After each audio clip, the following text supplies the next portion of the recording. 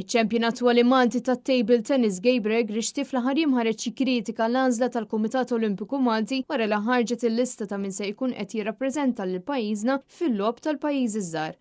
Malti wieħed u 5 barranin. Berba minn dawn il-barranin jħarġilhom jingħataw ta' malaj passaport biex kunu jistgħu jieħdu post l-atleti Maltin. Il-lista ta' 6 atleti magħżula ta' prova li persuna waħda biss hija atleta li twildet f'Malta. Berba minnhom jingħataw b'urġenza kbira passaport sabiex ikunu jistgħu jikkompetu fit-tim Malti.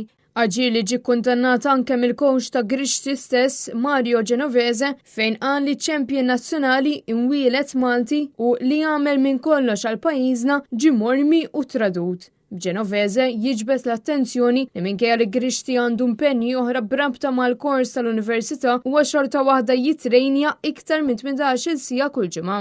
F'kuntatt li sar, Gabriel Grishti spjega lil Net News kif l-atleti Maltin qed jiġu mwarba mit-tim nazzjonali stess. Jiena ġejt sideline dax ma morċi National Team Training Session iżda l-barranin, l-erba barranin li ingħataw passaport 2020.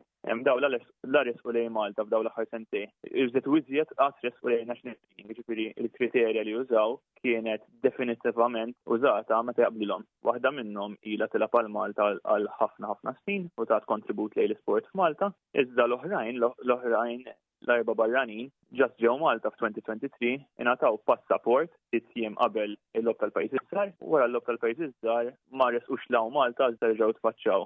Fl-aħħar edizzjoni tal-logħob tal-pajjiż iż-żgħar li kienu saru f'Malta fl-2023 kellna l-istess xenarju. Fl-2023 kont parti mit-tim tat-tim nazzjonali, daw il-plejers kienu hawnhekk Malta, jiena alla volja kont verament iddiżappuntat illi maħniex ħanilagħbu f'Malta stess. Għalaq talqi għax konna imweda ħafna affarijiet u ħafna promises illi dawn il-players ħajġu Malta u jitrenjaw magħna li ħajjnuna biex ntejbu l-livell tagħna.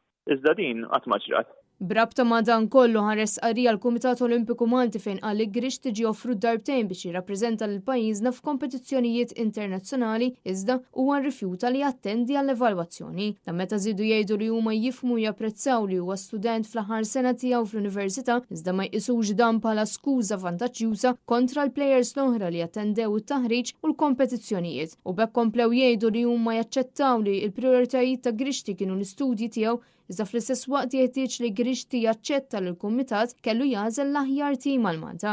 B'Gabriel Grishti jwassal l-appelli tiegħu quddiem din il-kwistjoni.